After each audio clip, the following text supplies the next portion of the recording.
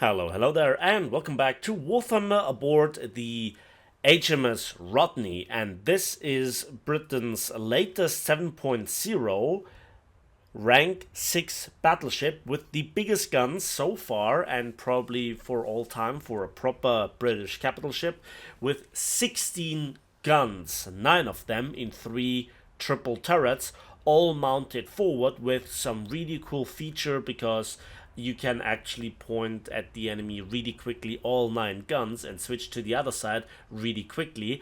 And you also have heavy secondary, you have some AA, some tracking radar, and the largest torpedoes in the game so far. 622mm Mark I torpedoes, 10 of them, which also have some really cool firing angles. Sadly, I did not really get to use them. Although, when it comes to the raw stats, they are not really representing their caliber. They are average at best. And before we continue further about talking about the good aspects of the ship, because there are quite a few, it has to be said that the experience in the ship was horrendous. And it's not just because of only 9 guns with a 40-second reload. No, it's also that Gaijin has ruined, I think, the top tier experience for Naval for the last couple of patches. I thought, maybe I had degraded a little bit in my skill, but no. The aiming is really funny at best, with the greatest piece of sarcasm that I can offer. Then the shells just don't seem to do something, but nothing of what they used to do in the past. I tried out some ships right now, and it's more than just random. That there is some sort of pattern.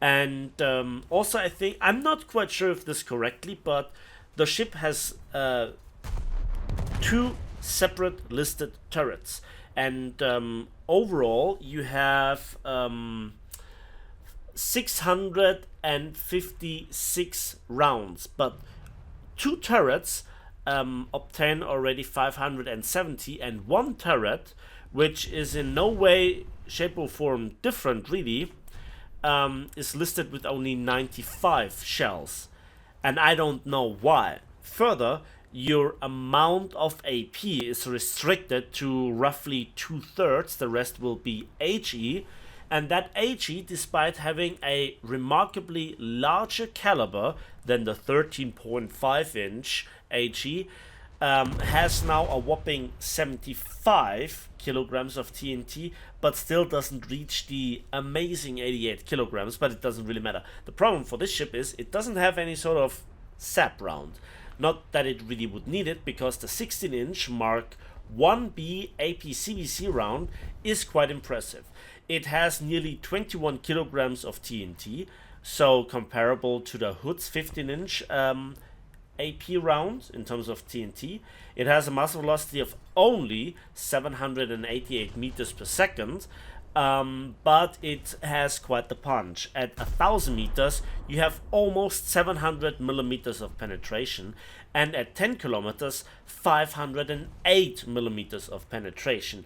Now, keep that in mind, because for the Amagi's AP round, we have 2 different ones, and those stats are somewhat different, or comparable to the 410mm number 3 APC. At range, you also have 508 millimeters, but the Amagi can upgrade to the number 5 APC, which then has 10% more, namely 555, which makes this AP round the strongest in the game. And the USS Tennessee, for example, also has 537mm with its 14-inch AP at range of 10 kilometers, but contains only half the TNT. But has then at least 12 guns. And again, 40-second reload makes the ship really not so nice to deal with incoming damage. Now, one thing is that this ruins the entire gameplay.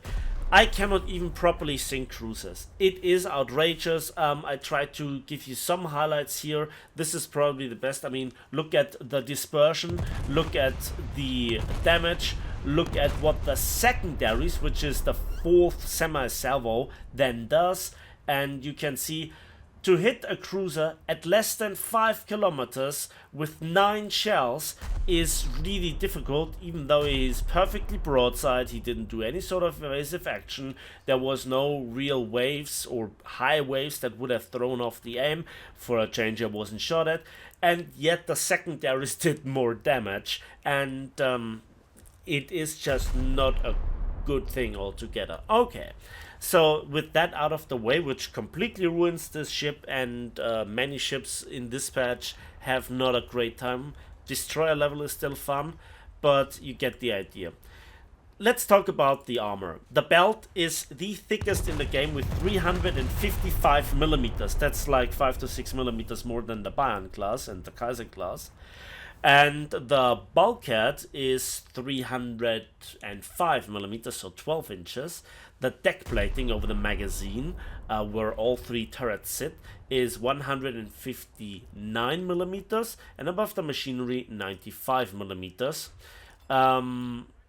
So that sounds really great. And then there is some internal armor with a mini turtle back, if you will, of 38.1 millimeters. Like what you can describe as a turtleback is not even 1 meter, right?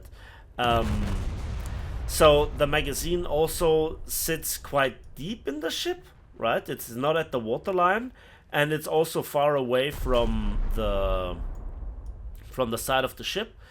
And that sounds great, so maybe you can tank torpedoes. But here is another thing, and I'm not quite sure if Gaijin has modeled this in any way, shape, or form. Some shells, and I don't know how this mechanic works, register as unrepairable breach, and you slowly but surely then flood. And alongside that, your magazine gets flooded. Even though the magazine has not been penetrated, it gets flooded anyway. And that flood will never stop. You will, once it starts, it might take 10 minutes, you will drown. And when the water reaches the magazines, then the reload gets significantly longer. 80 seconds, in fact. And if you receive damage, you are in the over 100-second reload with only 9 guns. And even though your barbette armor with 15 inches, up to 15 inches, and also your turret face with 16 inches of armor is thick, it gets broken anyway. And when you are in the vicious cycle of fire damage, of flooding, and repairing your guns, and having to fire, the DPM just falls into the pit of endless pain. That absolutely ruins this ship. And some other ships have similar issues. I had it in my Ersatzjörg, right? And here you can see something unusual. I ignore the fire and pray that I can get some guns operational again. You see, this Kronstadt sits at 11.5 kilometers. He's completely standing still. I'm completely standing still. Perfect conditions for aiming, and yet I don't get any shells out. I think I would have enough penetration as Scharnhorst to teach this guy a lesson. And this is another thing. Everybody will try to shoot your turrets, and they're all 3 packed together tightly. It allowed the British to make the armor thicker, in which they succeeded. But in War Thunder, and in theory also IRL, that means that when somebody would aim for that, there is a very high chance that one of the turret breaks. One turret broken means 33% of your firepower is gone for the next salvo, and sometimes all 2 turrets get hit. I observed other Nelsons and what my team member do, and everybody likes to farm the Nelson. It's a shame. I mean, chef's kiss. That fire damage, every shell I get ignited. It's just such a good demonstration on how this is painful, and you barely get any kills, you barely get any damage, there is no fun, you're not really supporting your team. You would have a higher chance to just sail over the open ocean in a patrol boat with 4 torpedoes and sink 4 battleships than having fun in the Nelson. I tried it for, well, since the start of the patch, and I couldn't stand it. This is absolutely horrifying. It is not fun. All the things, ship related and game related, come together to create one of the worst experiences that I ever had. It's in a way different to the Italian battleship with 15-inch guns, the Francesco Caracciolo. I love to say the name though, because with that you have difficulties to pen anything. Here you have the pleasure of experiencing good shells, just like with the American ships, but you don't hit anything. And even when you hit, the shells just seem to fail. On paper you have great stats, it all comes together, but in practice, in War Thunder, in while gaming, nothing. This ship is dead on arrival, and no matter what I do, I fail with it.